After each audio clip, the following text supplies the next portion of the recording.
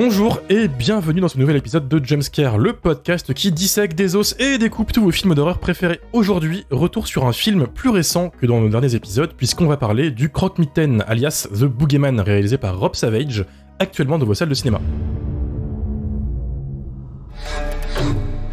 Il est là depuis toujours.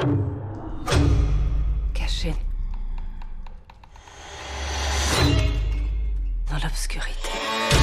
Qu'est-ce que c'est censé représenter? C'est la chose qui emporte vos enfants quand vous ne faites pas attention. Encore sous le choc de la mort tragique de leur mère, Sadie et sa petite sœur Sawyer se retrouvent hantées par une présence maléfique dans leur maison. Elles vont tenter de lutter en essayant de compter sur l'aide de leur père Will, encore très marqué lui aussi par le décès de sa femme. Le Croque-Mitaine est d'abord une nouvelle de Stephen King parue dans Danse Macabre en 78. Le film fait office de l'adaptation plus ou moins annuelle de Stephen King. L'année dernière, on a eu Firestarter, l'excellent Firestarter. On a eu la série Outsider, Le Fléau, et cette année, nous avons Le Croque-Mitaine, un film réalisé par Rob Savage, qu'on retrouve à la caméra sur des longs métrages, comme le récent Dashcam ou Host. Pour en parler, je suis accompagné de Lily, chroniqueuse sur le blog du cinéma. Salut. Mylène, de la chaîne YouTube Welcome to Primetime Beach. Hello. Amélie, du festival de cinéma On vous ment. Bonsoir. Mathieu, de la chaîne YouTube Le Coin du Bis. Hello. Et Dario, du podcast Plan Plan. Salut. Alors, comme dit auparavant, Le Croque-Mitaine, c'est une nouvelle de Stephen King de base. Et Amélie, il me semble que tu l'as lu cette nouvelle. Oui, alors c'est une nouvelle donc effectivement qui est parue dans le recueil Danse Macabre. On est dans le début de la carrière de Stephen King à l'époque. C'est une nouvelle qui est plutôt courte, elle fait à peine une dizaine de pages et en fait elle raconte l'histoire d'un homme qui prend un rendez-vous, qui est chez le psy et qui raconte comment ses 3 enfants sont morts dans des conditions mystérieuses. Et selon lui, en tout cas selon ce qu'il explique au psychiatre, c'est la faute du boogeyman, en tout cas du croque-mitaine, qui aurait attaqué ses enfants les uns après les autres. Et du coup, on est sur un personnage très particulier qui est, je préfère prévenir pour les lecteurs, très misogyne, très mascu un peu mascu toxique, hein, on va dire, qui voilà, parle de ses enfants avec un ton très dur parfois. Donc c'est une nouvelle typique Stephen King. Et d'ailleurs, pour les personnes qui ont Danse Macabre chez eux ou qui souhaitent le lire, il y a un avant-propos de Stephen King qui fait un petit essai sur pourquoi on aime les œuvres d'horreur. Et c'est super intéressant, donc je vous encourage à le lire si vous qui aimez aussi l'horreur. Voilà, pour avoir une petite réflexion sur votre propre goût et votre propre pratique culturelle, c'était vraiment bien. Alors juste un petit point, c'est le moment pour en parler. La nouvelle va être spoilée et le film aussi. Donc forcément, on va faire un avis sans spoiler pour commencer et on vous dira quand vous pouvez couper le podcast pour aller voir le film si vous voulez vraiment pas vous faire spoiler. Sachant que la nouvelle et le film ont une fin totalement différente. Il y a une différence de vision assez phénoménale de ce qu'on a capté. Donc concrètement, Dario, t'en as pensé quoi du film sans spoil? C'est de la merde. Parfait. Pour pas rentrer dans le spoil, je vais juste parler de quand j'ai vu la bande-annonce pour la première fois, c'est quand on est allé voir Evil Dead Rise avec Romain. Ouais. Romain me dit, tu vois, ce film, je pense qu'on va en parler quand il va sortir. Je t'ai dit, s'il te plaît, non, ça a l'air nul à chier. Je suis désolé. Et je me basais simplement sur le trailer, parce que sur le trailer, les arguments de vente du marketing, c'est d'après une nouvelle de Stephen King et par les producteurs de Stranger Things, qui sont 2 choses qui ne sont absolument pas gages de qualité. Et pour le coup, je suis désolé, mais j'avais raison, c'était de la merde, Romain. C'est vrai que habituellement, d'après un livre de Stephen King, c'est un peu devenu une malédiction. Ouais, ça veut rien dire. Épée de Damoclès sur un film d'horreur, en fait, qui est au-dessus. Et soit t'as un truc un peu potable, une fois tous les 10 ans. Je pense au premier Ça, de Muschietti, que j'ai bien aimé personnellement. Moi aussi. The Mist aussi. The Mist, c'est ouf. Ouais, The Mist. Ouais. The Mist, tout ça. Enfin voilà. Donc Carrie, quand même. Ouais, ça, de temps en temps, il y a des vrais chefs-d'œuvre du cinéma. Genre Carrie, La ligne verte, Christine. T'as Shining, évidemment, même si ça prend des libertés assez grandes par rapport au bouquin. Ouais. Enfin voilà. Il y a eu une résurgence de Stephen King il y a quelques années grâce à ça, en fait. On a bouffé du Stephen King tous les ans depuis. Donc, tout à l'heure, j'ai cité l'incroyable Firestarter. Il y a eu il y a eu Cimetière, il y a une suite qui arrive. Il y a des séries télé, c'est incessant. Ça il y a eu Dans les hautes herbes aussi sur Netflix. Ouais, il y a eu Jessie. Oui, et Jessie. Un jour, on en reparlera parce qu'on avait eu l'idée de faire un hors-série sur les téléfilms pourris Stephen King. Parce qu'il y en a plein, c'est un multivers le truc. Les Langoliers. Oh putain, les Langoliers. Oh mon dieu. Trucks.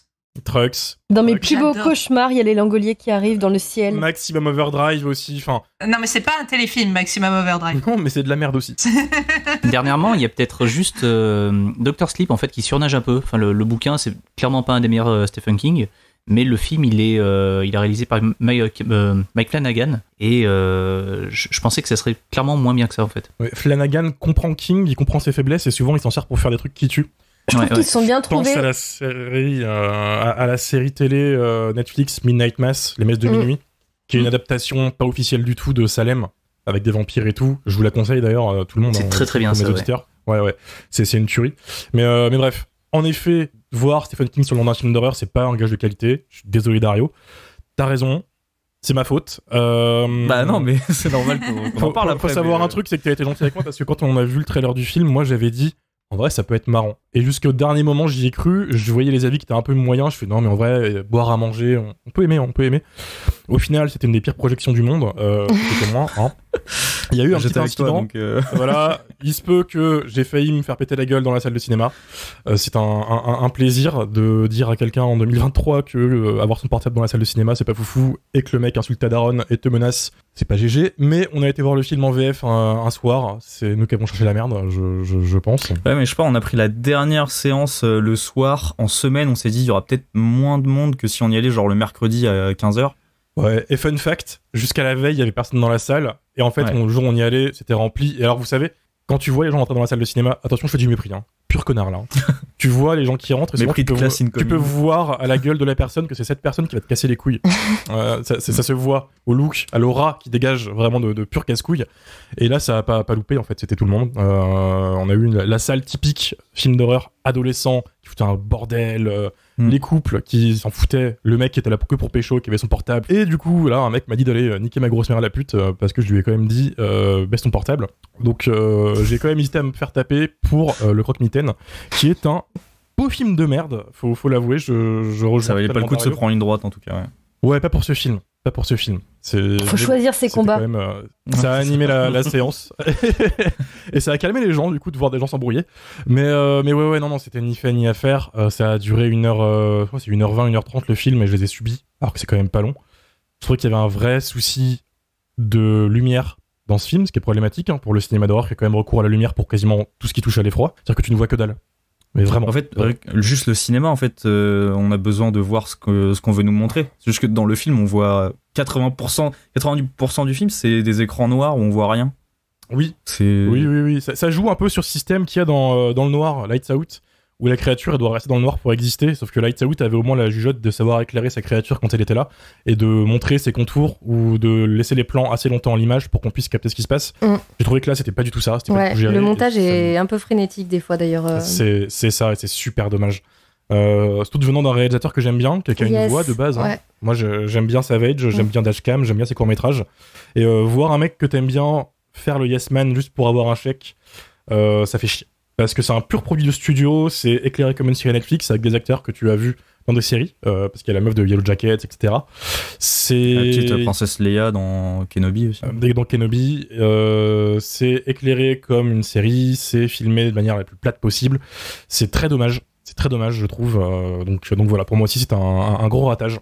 De ton côté, Mylène, t'en as pensé quoi ?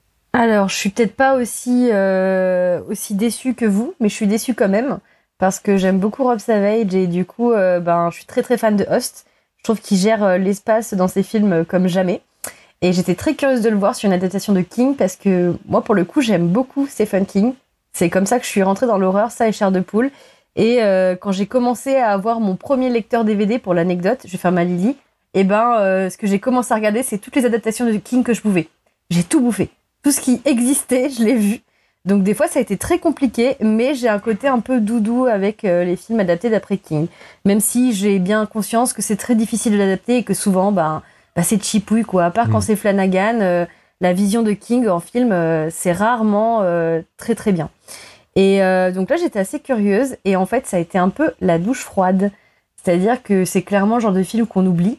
Je me souviens, à la fin de la séance avec Lily, on s'est dit que c'était pas inintéressant, qu'il y avait quand même des plans qui étaient pas dégueux, mais que globalement, il y avait des choses qui fonctionnaient pas du tout, que je vais pas dire maintenant parce qu'il faut pas spoiler.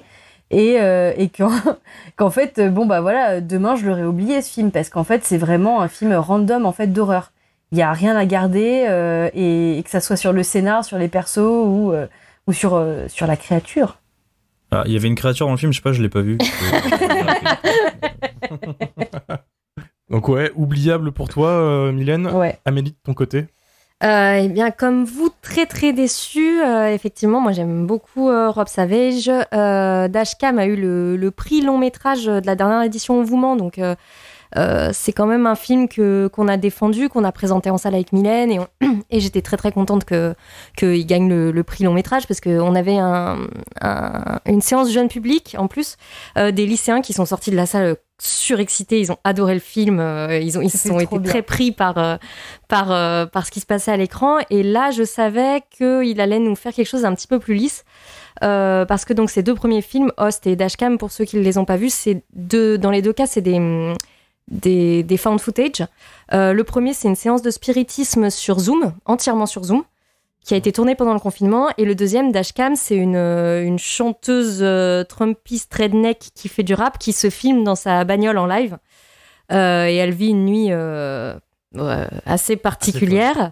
Et du coup, on suit l'intégralité du film via son téléphone qui diffuse en direct, avec le chat en plus qui commente ce qui est en train de se passer à l'écran.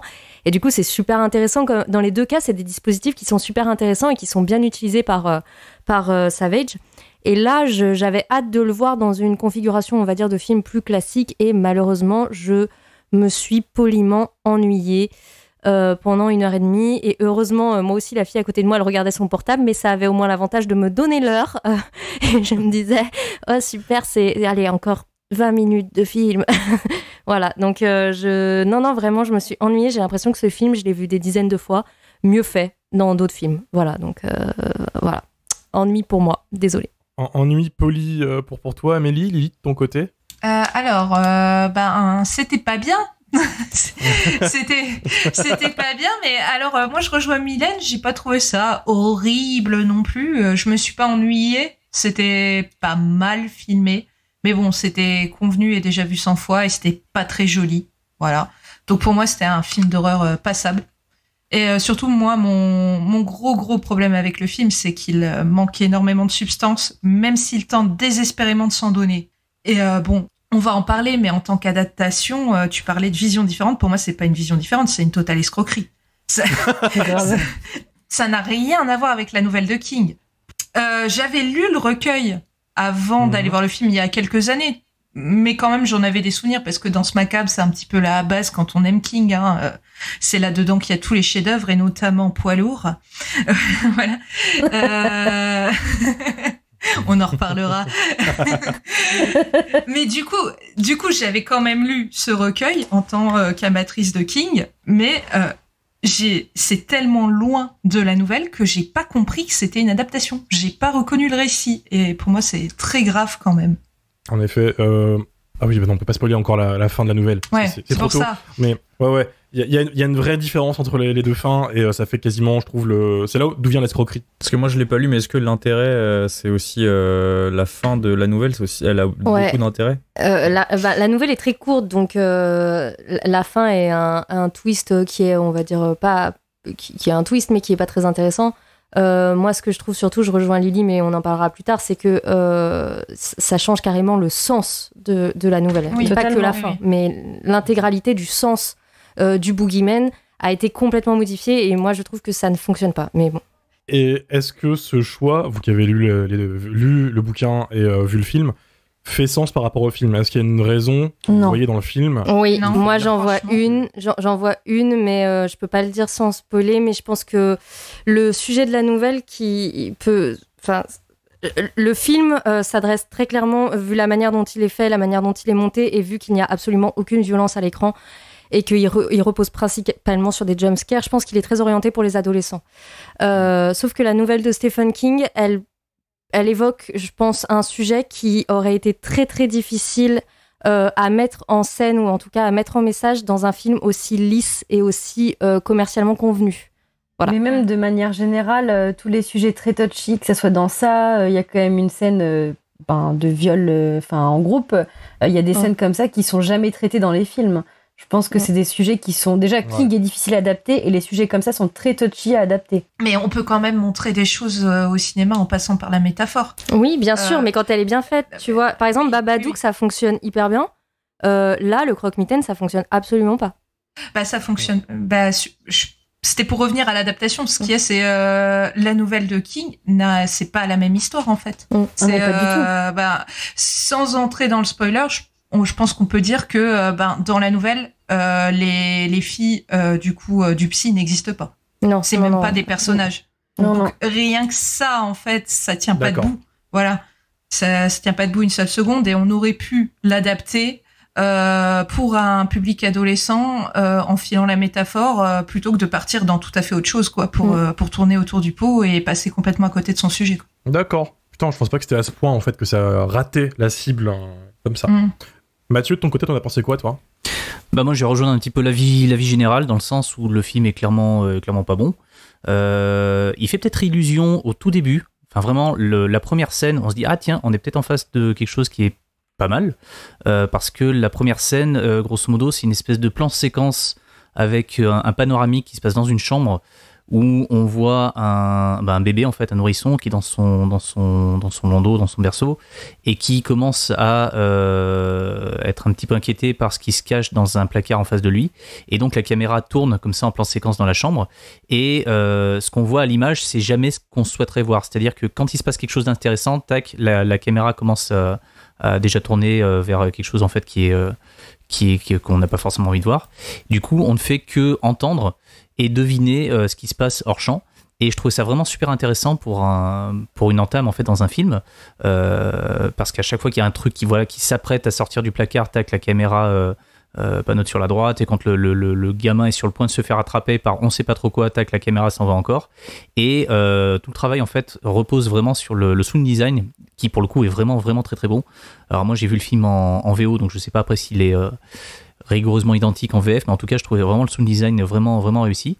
Et cette première scène, si vraiment tout le reste du film était à ce niveau-là, le film aurait pu être vraiment très bon. Mais malheureusement, après, il y a des choix qui sont faits, et comme disaient Amélie et Lily, le film part dans une direction qui est radicalement opposée de la nouvelle originale. Voilà, on en parlera peut-être un peu plus dans la partie spoiler, mais ça aboutit en fait à un film qui est juste une espèce de petite série B slash Blumhouse slash film pour ados totalement oubliable. Moi vraiment, quand je suis sorti du cinéma, mais même pas 10 minutes après, il a fallu que je fasse un effort pour me rappeler ce que j'avais vu, quoi. Ce qui est quand même grave, je pense. Toutes les scènes qui sont censées faire peur sont énervantes dans le sens où le ressort horrifique principal du film, c'est la peur du noir. C'est le sujet même, le boogeyman qui se cache sous ton lit, qui se cache dans le placard, vraiment, ça parle à 100% de ça. Sauf que toutes ces scènes sont extrêmement mal éclairées. Le gars, Rob Savage, même si j'aime beaucoup ce qu'il a pu faire précédemment, donc The Host et Dashcam, qui sont pourtant qui utilisent le procédé du found footage, c'est clairement pas un procédé que j'aime particulièrement, mais ces deux films font exception. Donc j'étais vraiment très curieux de savoir ce qu'il allait faire pour son troisième film, qui n'était pas donc du coup du found footage. Mais comme ce qui a été dit précédemment, c'est que le film est totalement lisse, et même si le mec en fait sort du found footage et en interview se réclame de réalisateurs comme Jack Layton, parce que son film préféré apparemment c'est Les Innocents, je pense que je sais pas, il y a quelque chose qui a foiré en cours de route, parce que vraiment quand tu prends comme film matriciel un des maîtres étalons en fait du cinéma d'épouvante, et que tu fais un film d'épouvante où vraiment toutes les scènes horrifiques ne fonctionnent pas, hormis encore une fois la toute première scène, vraiment il y a un problème en fait. Toute la gestion du noir et du monstre en fait, que tu ne dois pas forcément voir à 100%, mais du coup tu dois l'entreapercevoir ou quoi via des petits effets de lumière, ça ne marche jamais. Et pire que tout, mais ça je pense qu'on va le développer encore une fois dans la partie avec des spoilers, il y a des moments qui sont juste aberrants d'illogisme et de conneries profondes, quoi. Et c'est vraiment parmi les trucs qui m'ont le plus énervé quand j'ai vu le film, c'est des moments qui sont absolument illogiques au possible, et qui font que je comprends pas qu'il y ait eu autant de scénaristes pour accoucher d'un truc qui soit aussi débile et aussi illogique, encore une fois. Mais bref, voilà, on va développer un peu. Justement parce qu'ils sont 5 scénaristes, que personne n'a réussi à s'entendre, et que du coup ça fait un film... Il y a peut-être ça aussi, ouais. Souvent les films où il y a plein de scénaristes, c'est compliqué. Surtout que c'est 5 sans compter Stephen King, donc en vrai ils sont 6. Même si ça n'a pas trop à voir apparemment avec la nouvelle de base. Ok, donc ennui, mauvais, vous avez bien capté, hein, ça n'a pas l'air foufou. On va spoiler maintenant, donc si vous n'avez pas vu le film et si vous voulez le voir après tout ce qu'on a dit, malgré les avertissements, ouais, voilà, c'est maintenant qu'il faut arrêter le podcast. Mais du coup, Lily, tout à l'heure, tu disais qu'il y avait des choses que tu pouvais pas développer pour pas spoiler, surtout au niveau de ce que le film disait. Dis-nous tout. Moi, comme Mylène, moi j'aime bien Stephen King, j'aime bien les adaptations de Stephen King, même si c'est pas toujours bien. Voilà. Donc moi je partais confiante. Je me disais que si c'était pas un chef-d'œuvre, au pire ce serait plaisant. Comme peuvent être plaisants La peau sur les os de Tom Holland ou Peur bleue de Daniel Attias, qui sont des adaptations correctes de King sans plus. Sauf que le croque-mitaine de Rob Savage, c'est une énorme escroquerie du point de vue de l'adaptation, comme je disais tout à l'heure, parce que c'est pas une adaptation de Stephen King en fait. Enfin si, mais que les 6-7 premières minutes du film, parce qu'en fait la nouvelle, c'est l'entrevue qu'on voit au début, donc entre le père qui a perdu ses enfants qui vient voir ce psy. Et la nouvelle ne va pas plus loin en fait, c'est juste cette entrevue. Donc en fait, comme je disais tout à l'heure, les enfants du psy n'existent pas, donc elle est adaptée cette nouvelle, oui, mais sur, je dirais 10 minutes sur l'intro du film, métrage. Quoi. Voilà, même pas quoi. Et après on passe à autre chose quoi. On raconte une autre histoire. Mais du coup, est-ce que le psy, il a quand même perdu sa femme juste avant ou pas du tout ? Le psy, il a pas d'histoire, en fait, même il sait rien sur lui. Non, le psy, en fait, à la fin, en plus, tu découvres que c'est le boogeyman, je crois. Je spoil la nouvelle allègrement, mais bon, elle date des années 70, donc bon. Oui.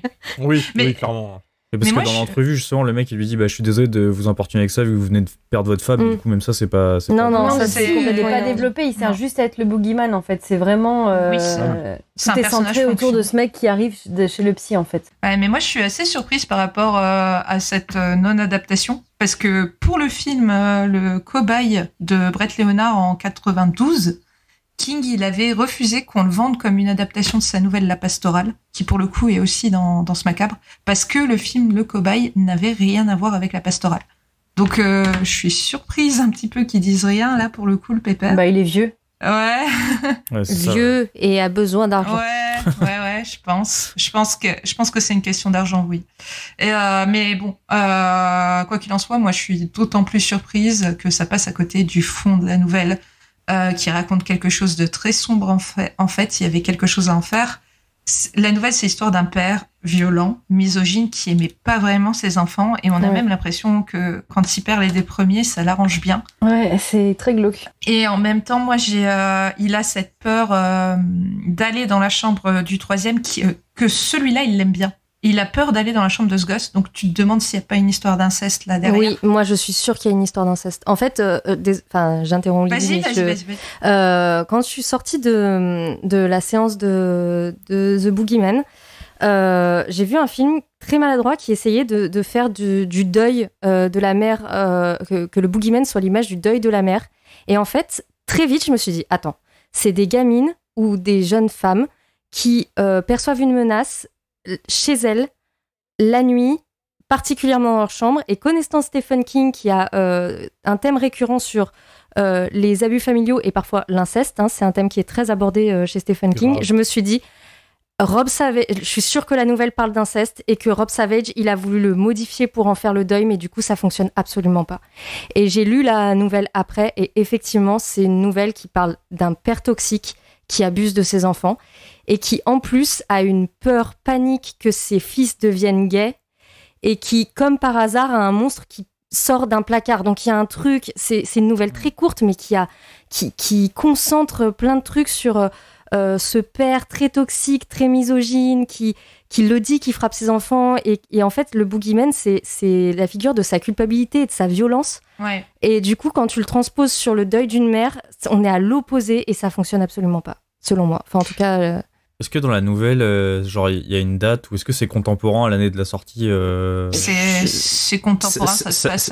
Ouais, il y a pas de. Il y a pas de date donnée, enfin d'époque. Il y a pas de marque temporelle. Non, ça parle des années 70, mais ça, à un moment donné, il fait une remarque sur le Vietnam, sur les connards de hippies, tout ça. Donc on suppose que ça se passe milieu fin 70 quoi. Et ça aurait été chouette d'en faire quelque chose parce que là, pour le coup, comme vous l'avez souligné tous plusieurs fois, on nous raconte une histoire de deuil qu'on a déjà vue 100 fois, en fait. Surtout que la nouvelle, elle est vraiment flippante. Enfin, moi, je trouve que la façon de parler du père, elle est glaçante et que ça aurait été super intéressant de le voir au cinéma. Et vraiment, je suis déçue. Après, quand j'ai repensé à la scène d'intro du film, je me suis dit, waouh, on a tellement loupé quelque chose. Et comme toi, Lily, bah, en fait, j'avais déjà lu la nouvelle et j'ai pas du tout fait le lien. Bah ouais, parce qu'on était le voir ensemble et on était en mode, c'est adapté de quel on n'arrivait pas à savoir. On cherchait de quel King alors que c'était évident. Il est dans Danse Macabre. Enfin bref. Et puis en plus, moi je trouve que ça vole plein d'idées visuelles aussi. Romain, t'as parlé de Dans le noir. Il y a aussi un truc avec un clignotement dans le noir que tu retrouves dans le Croque-Mitaine. Et aussi, je trouve que le monstre, on dirait Vecna de Stranger Things. On sait même plus à quoi il ressemble le monstre. Enfin... Bah je sais pas en vrai, mais il y a du Vecna. C'est un peu inspiré, je trouve aussi, de tout ce qui est creepypasta, tu sais. Cryptide, grand personnage tout fin dans le noir. Et puis, je pense que Savage lorgnait très fortement du côté de Mr. Babadook, sans en atteindre la maestria, en fait. Hein. Il est complètement à côté de son sujet et il n'a pas cette subtilité qu'a Jennifer Kent dans son film. Donc, ça se voit qu'il essaie de faire un Babadook du pauvre, mais vraiment, la fin du film, en plus, correspond pas du tout à ce qu'il veut dire. Donc, pour moi, c'est raté. Alors, c'est confirmé, en fait, à demi-mot dans le Mad Movies du mois précédent, ce qui est une interview de Rob Savage. Et en fait, à un moment donné, il parle de la créature. Il disait, voilà, il s'agissait en fait de s'éloigner du croque-mitaine grand et mince avec un chapeau haute forme, de ces bêtises qu'on voit dans les livres d'images. Grand, mince, chapeau haute forme, c'est clairement Babadook. Donc je pense qu'il avait quand même ce truc-là en tête et qu'il se disait, oulala, Jennifer Kent, elle a tapé haut, faut que je fasse complètement autre chose. Et bah du coup, il a fait de la merde, quoi. Enfin, Après, c'est quand même... Enfin, il est quand même parti du bouquin, il a respecté les quelques vagues descriptions qu'il pouvait y avoir dans la nouvelle. Donc il a fait une espèce de créature un peu rampante, avec des grands bras, enfin un truc avec un visage un petit peu humain. Donc sur le papier, pourquoi pas, mais en vrai, à l'écran, ça rend pas du tout bien, quoi. Enfin, c'est pour le peu de temps qu'on le voit, enfin on le voit n'importe comment, et la créature est juste moche. Enfin... moi, je voulais dire que pourtant, je trouve que dans le film, on voit que Savage, il a quand même un certain talent de mise en scène. Et malheureusement, c'est pas sur les scènes horrifiques. Voilà. Il y a quelques fulgurances. Par exemple, moi j'aime bien le plan où le père il est filmé à travers le hublot de la machine à laver. Mais le problème c'est que ça n'a pas tellement de sens. C'est joli, mais ça n'a pas de sens. Et pareil, il y a un plan. Alors je me souviens plus du comment, du pourquoi, mais ça a du sens là pour le coup dans le film. Il y a un moment quand tu arrives chez la première famille qui a été victime du boogeyman, il y a un plan débulé sur la boîte aux lettres de la famille et la caméra tourne et revient droite et tu comprends un truc à ce moment-là, mais alors je l'ai plus parce que ça fait quelques semaines que j'ai vu le film. Donc moi je trouve qu'il y a des trucs vraiment intéressants, mais c'est tellement lissé au possible, comme tu l'as dit Mathieu, qu'on finit avec un film d'horreur de studio qui rentre dans le moule des adaptations de Stephen King actuelles, qui sont un peu grises et un peu moches, quoi. En vrai, ça aurait pu être un super court-métrage si le truc il avait respecté la nouvelle, s'il avait vraiment adapté la nouvelle vraiment à la lettre. On aurait eu un super truc qui aurait duré 15-20 minutes et ça aurait été très bien comme ça, quoi. Là, ils ont juste essayé de créer un truc qui raconte la suite, sauf que ils ont pris juste la mauvaise direction, quoi. Au lieu de faire ce que disait Amélie, dans le sens de développer en fait le côté glauque qu'il y avait dans l'histoire de base, ils ont dit non, ça c'est pas possible. On va faire un truc pour adolescents, quoi. Et le film ressemble à tout ce qu'il pouvait y avoir il ressemble à tous les films d'épouvante qu'il y avait au début des années 2000 ou même tous les trucs un peu nazes qu'on se tape chez Blumhouse depuis très longtemps, quoi. Parle mieux de Blumhouse par contre. Ils ont fait Get Out. Ils ont fait des trucs vraiment bien. Les derniers Halloween qui sont géniaux. Ici, on aime bien la dernière trilogie en tout cas. Question que j'ai, et là c'est votre opinion qui va, je pense, guider un peu le débat, c'est est-ce que vous pensez que Savage a volontairement eu la flemme, en mode c'est un truc de studio, je fais le minimum syndical et je me casse, ou c'est vraiment qu'en fait il est pas doué pour le live action en dehors du found footage? Apparemment, la scène d'intro, quand il y a eu les projections tests, il était en panique à se dire putain, est-ce qu'elle va sauter, est-ce qu'ils vont me faire des remarques ou quoi, mais c'est ce qui a vraiment marqué les gens qui ont vu donc le truc en projo test, et le studio apparemment lui a foutu une paix royale parce que le montage qu'il a livré, c'est le montage qui a été accepté, quoi. Donc il n'y a pas eu trop de bataille entre lui et le studio, vraiment ça a été assez net et assez rapide. Donc je pense Il aurait que fallu en fait. ouais, il aurait peut-être fallu que ça bataille, il aurait peut-être fallu qu'ils mettent juste le reste du film au même niveau que la scène d'introduction, quoi, parce qu'en l'état c'est juste Moi, je la trouve nulle à chier, la c'est scène vraiment pas bon, d'introduction. quoi. Je suis désolé, hein, je trouve horrible. Vraiment, c'est sous-exposé, on comprend pas ce qu'on veut nous montrer. Le sound design, nous, on l'a vu en VF, mais genre... Contexte pour les auditeurs, la séquence d'introduction, c'est un bébé qui se fait attaquer par le croque-mitaine. on voit... Enfin, pour moi, elle est au niveau du reste du film. Hein. Pour moi, c'est nul. Hein. Vraiment, c'est le Je suis pas niveau d'accord. zéro. C'est pas parce que la caméra, elle tourne dans le noir pendant 5 minutes que c'est un peu cool. Moi, je trouve que c'est vraiment nul à chier. Je trouve que tout le film est mauvais en termes de mise en scène et tout. Je trouve que c'est une apathie créative totale. Je trouve ça... Vraiment, il m'énerve ce film. Après, on n'a pas encore parlé des trucs stupides, hein. Enfin des Non, des scènes vraiment parce que là, là, on a l'impression que l'intro elle est Là, on est dans fabuleuse les ou quoi, bonnes mais bon. Ouais, c'est ça. C'est que même moi, la scène, je trouve la scène d'intro, je l'aime pas, quoi. Moi, je m'en souviens pas, c'est dire. Ouais, mais c'est symptomatique vraiment de ce genre de film. C'est qu'il vise, à mon avis, le truc qui est consommé et oublié directement. Enfin, sur un peu de thunes sur les adolescents, quoi. Je pense qu'on est vraiment pas le public visé. Je pense qu'il visait vraiment les adolescents qui découvrent le cinéma d'horreur, qui veulent se faire un petit trip le vendredi soir, tu vois. Ouais, mais même quand t'as 14 ans, c'est pas parce que t'as 14 ans que t'as pas de cerveau, en fait. Parce que bon, enfin, un film qui est basé entièrement sur la peur du noir, où au bout d'un moment, au bout d'une heure de film, tu vois, les deux personnages principaux comprennent que c'est des meufs. Ah, les Oui. personnages. Ah, oui, mais c'est un personnage. On dit pas une pas personnage. Un personnage, ouais.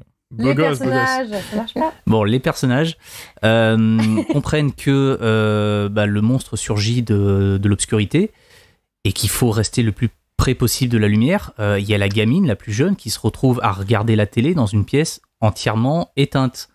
Et ce genre de truc stupide, en fait, ça arrive 3-4 fois dans le film. On se dit, mais qu'est-ce que vous avez pas compris, en fait? Enfin, c'est même pas qu'il n'y a pas d'électricité dans la maison, c'est juste que les personnages sont débiles. Enfin, une source lumineuse alors que le monstre peut surgir de n'importe où à partir du moment où c'est noir, non, ça suffit pas. Faut que tu allumes en fait le plafond, faut que tu aies une lampe torche, faut que tu plein de trucs. Allume la lumière. C'est Mais- débile. Il s'en fout des persos, il s'en fout de ça. Lui, ce que recherchait, c'était vraiment l'effet de style. Parce qu'elle joue aux jeux vidéo, puis elle éclaire avec le pistolet qu'il y a dans le jeu vidéo, en fait. Elle tire, elle fait de la lumière, etc. Il cherche l'effet de style, il s'en Ouais. fout du reste de Oui. la cohérence, quoi. Mais en plus, les règles, elles sont floues. Il y a des fois où il attaque, c'est pas le noir complet. Ouais. Donc, Oui. c'est Ah pas non, mais très ça, les clair, règles, en ouais, fait. Non, puis des fois il fracasse des gamins, des fois il les épargne. Enfin, la petite là qui joue aux jeux vidéo, 3 fois je crois, elle se fait embarquer par le croque-mitaine, et 3 fois on la retrouve saine et sauve. On dit il m'a relâché et tout, mais putain, il fait quoi? Enfin, il va la tuer ou merde? C'est ce qu'a dit Oui, mais c'est- la meuf qui a perdu. Ouais, mais à un moment, C'est une facilité scénaristique, ça y joue avec. Oui, mais enfin, bien sûr. il va l'embarquer combien de fois? Enfin, 50 avant qu'il se passe quelque chose. Enfin, non, réveille-toi, film quoi. Je défends pas le film, hein, attention. Et puis, Non, mais les- c'est ça qu'ils qui disent dans pas. le film. Hein. C'est ce qu'ils Et disent puis dans le les- film, mais c'est il cool. est pas censé non plus s'attaquer aux adultes.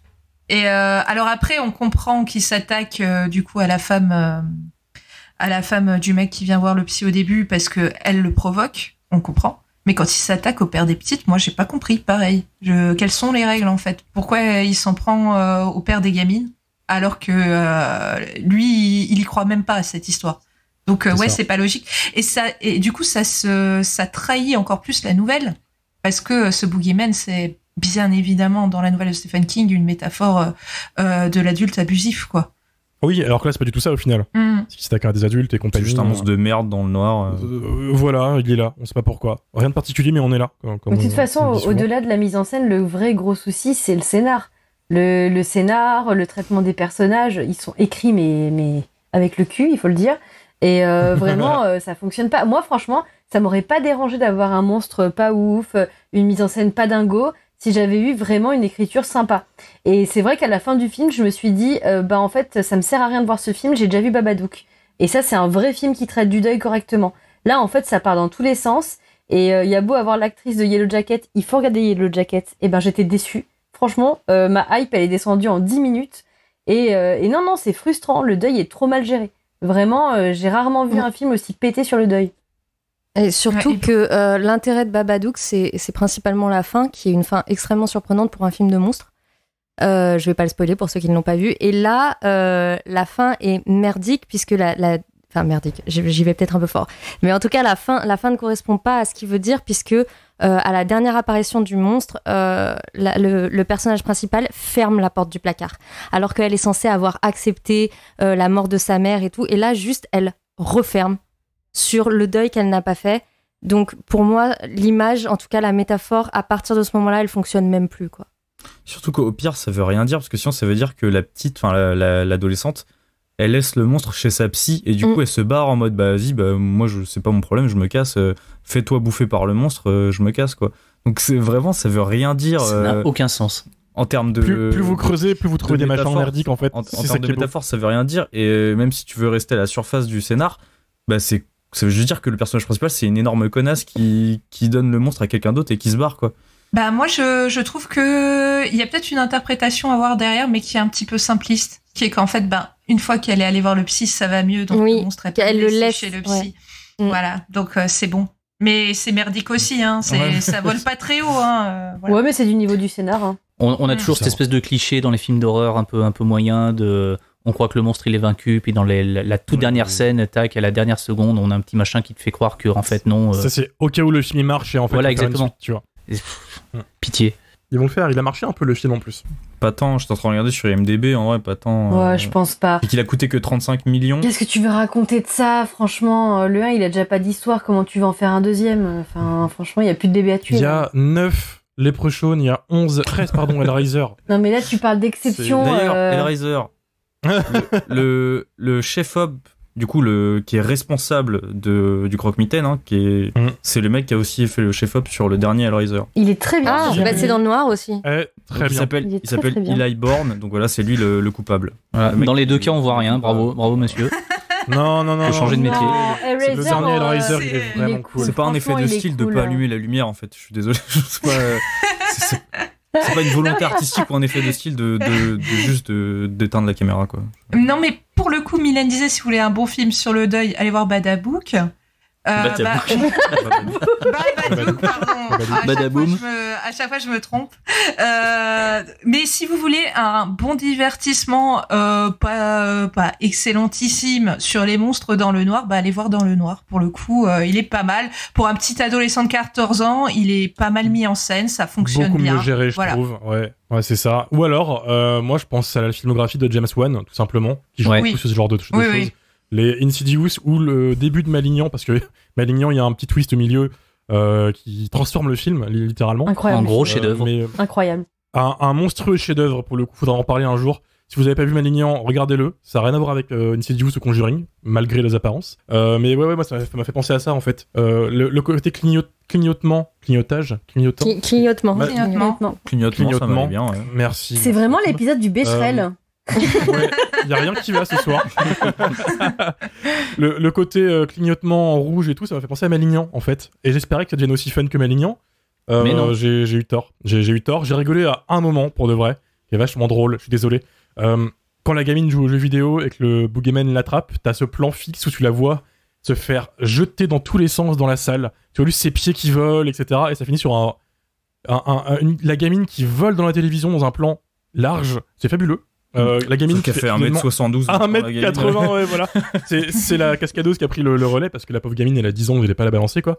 J'ai trouvé ce plan très drôle. Je suis un Et peu le fait déçue. que je trouve que je sois à devoir dire que c'est ce plan qui m'a fait rire dans le film ou qui m'a un peu fait lever un sourcil, ça montre à quel point c'était de la grosse merde, quoi, en fait. Parce que 3 quarts du temps, je luttais pour voir quelque chose. L'autre quart du temps, je luttais pour voir si j'allais pas me faire casser la gueule au hasard par un autre mec dans la salle. C'est vrai que la peur, elle venait de là, en fait. Elle venait du mec dans la salle et pas du tout du film. Le vrai boogeyman, si tu veux, il était dans la salle. Il était pas dans le film de mon côté. Et on a parlé de la scène finale, on peut parler du climax. Là, vous voyez pas, mais je fais des guillemets avec mes doigts. Oui. Où faut y c'est aller, genre parce que- 10 minutes dans le noir, où quand le père, justement, il se fait choper par le boogeyman, et elles vont le chercher dans la cave, évidemment, parce que on n'a jamais vu un film d'horreur qui se termine dans la cave avec un monstre. Et ensuite, ils sont sur le point de crever, du coup, la famille et le père, ils se tiennent tous dans les bras, elle allume le briquet, et d'un seul coup, il y a une flamme géante, elle dit « Maman !» Et la flamme qui se penche d'un côté, parce que juste avant, elle essaie de faire du spiritisme. Pire fusil et de du coup, elle voyait Chekhov que la du flamme monde. se pencherait. C'est Alors, nul à chier. petit fun Ouais, fact, Chekhov, je crois que la médium qu'elle regarde dans la vidéo YouTube de tuto pour invoquer les esprits, c'est la médium de Host.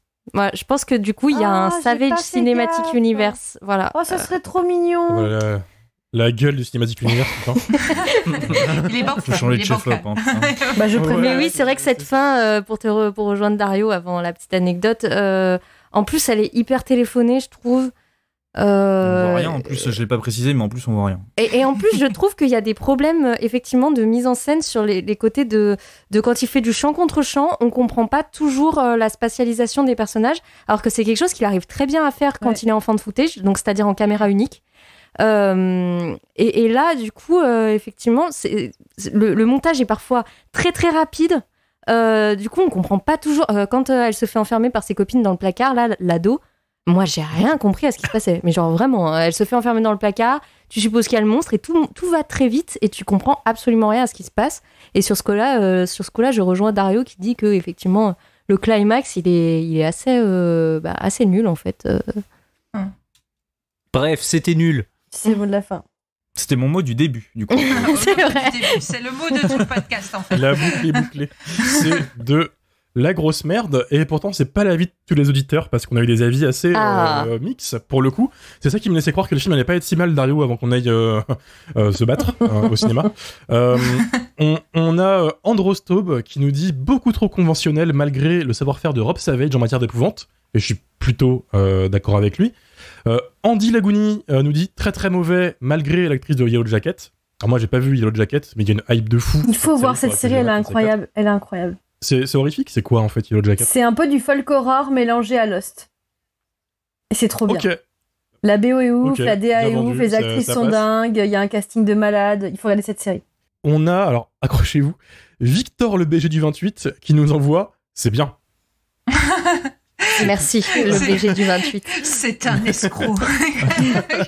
Son pseudo est plus long que son avis. Hein. La véracité de son avis est au niveau de celle de son pseudo, je crois. C'est méchant, mais on prend. J'ai pas Twitter, je m'en fous, j'ai pas Twitter. Ouais, c'est sur Instagram. C'est sur Instagram, ça, Anna, qui peut te choper. Il peut te choper. Merde. Very Nice History, qu'on salue au passage parce qu'on aime beaucoup ce qu'il fait, nous envoie juste on rompiche. Et je trouve ça beaucoup plus cohérent, Oui. pour le coup, nous rompichâmes. Et Livesy sur Instagram nous envoie juste grosse merde soporifique. Et je trouve ça encore mieux. Voilà.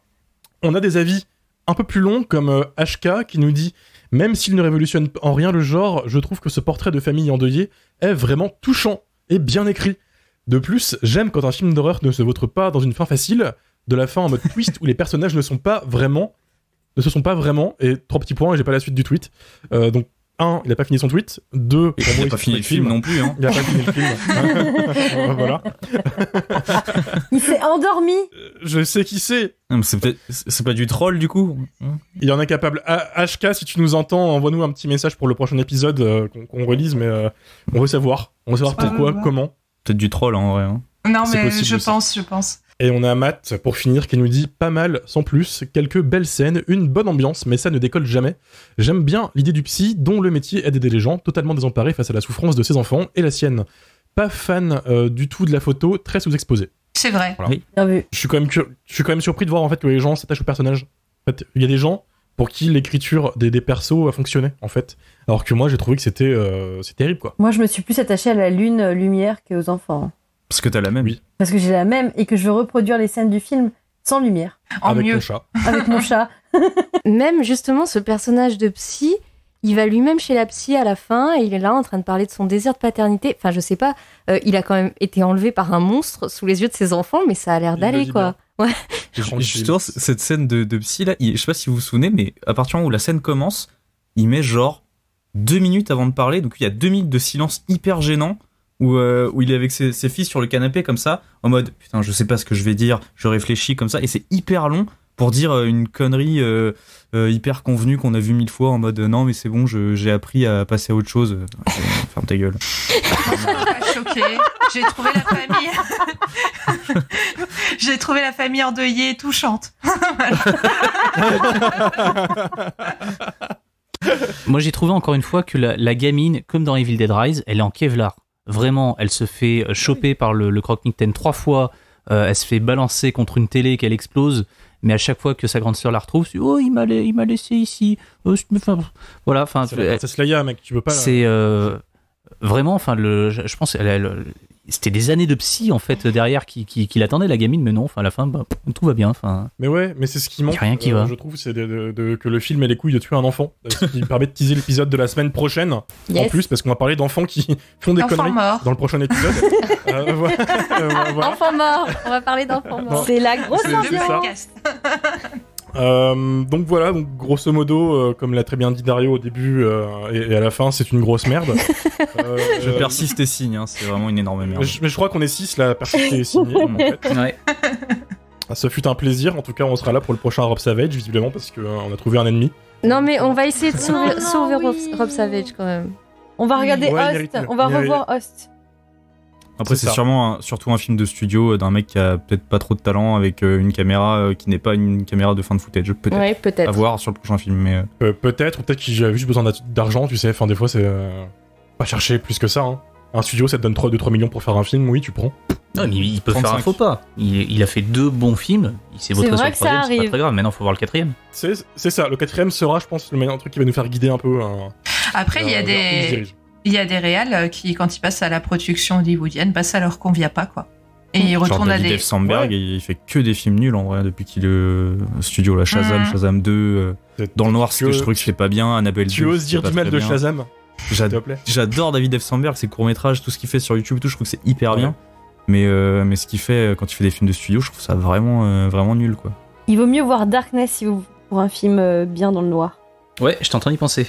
Raume Balaguerro, Ça fait peur. c'est pas mal. Ce sera la reco finale, je pense. C'est mieux de finir sur un truc positif. C'est la fin de cet épisode. Merci à tous. Merci Dario. De rien. Merci Amélie. Mais de rien. Merci Mathieu. De rien. Merci Lily. Merci Badabouk. Mylène. Bonne nuit. Et on vous dit à la semaine prochaine. N'oubliez pas 5 étoiles à Apple Podcast, Spotify, les commentaires, vous connaissez la musique. Rejoignez-nous sur Twitter et Instagram Jumpscarecast. On se retrouve vendredi prochain avec un petit film espagnol qui va mettre la bonne ambiance au repas familial. On vous dit à vendredi. N'allez pas voir ce film, salut. Salut.